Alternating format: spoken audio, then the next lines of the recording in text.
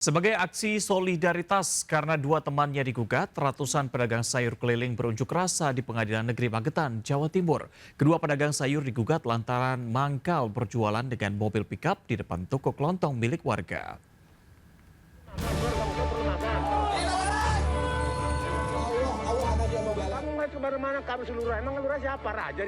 Seorang pedagang sayur keliling diprotes Binter Sianturi lantaran berjualan menggunakan mobil pick-up di Desa Pesu, Kecamatan Mespati, Magetan.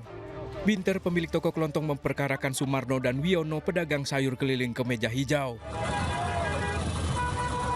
Kasus ini berbuntut panjang, ratusan pedagang sayur berunjuk rasa di Pengadilan Negeri Magetan.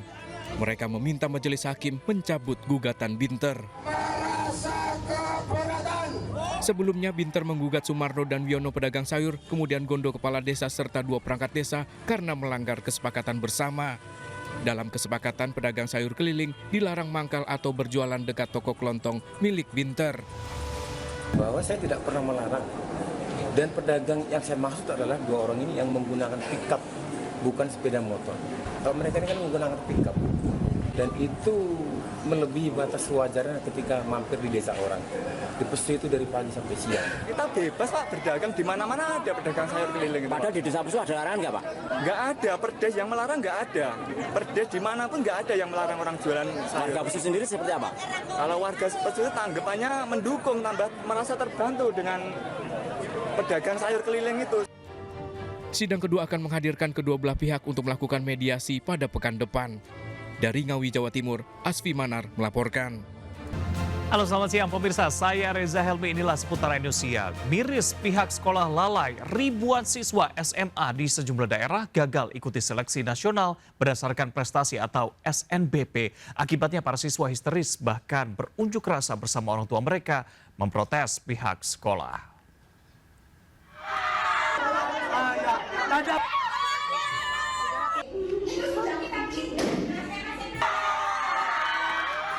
115 siswa kelas 12 SMA Negeri 1 Mempawah tak dapat menutupi rasa kecewanya.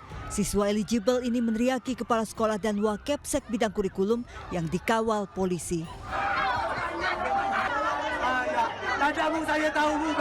Kelalaian sekolah mengancam nasib siswa gagal mengikuti seleksi PTN melalui jalur prestasi SNBP.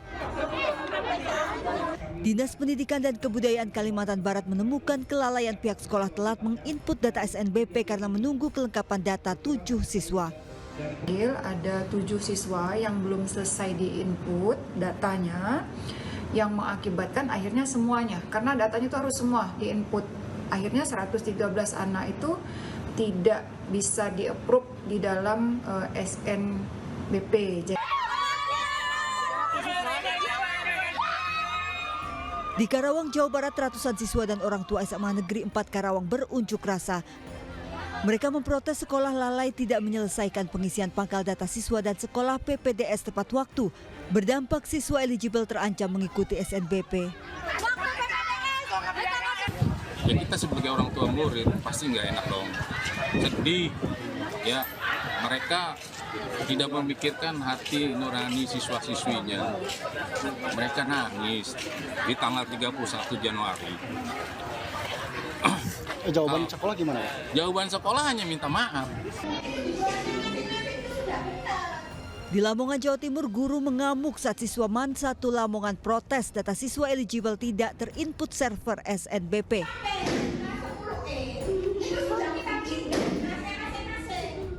Guru ini menggebrak meja, membuat sebagian siswa menangis ketakutan. Saat diklarifikasi, sekolah mengakui data 22 siswa eligible tidak terbaca sistem sehingga tidak bisa mengikuti SNBP.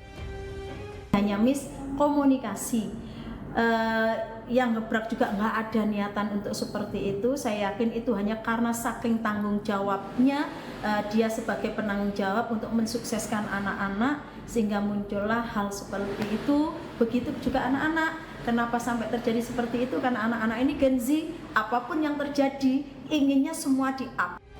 Jalur prestasi ke PTN melalui SNBP hanya diberikan kepada siswa eligible sesuai pemeringkatan dari nilai rapor semester 1 sampai 5. Sedangkan kuota SNBP mengacu pada akreditasi sekolah. Tim kontributor iNews melaporkan.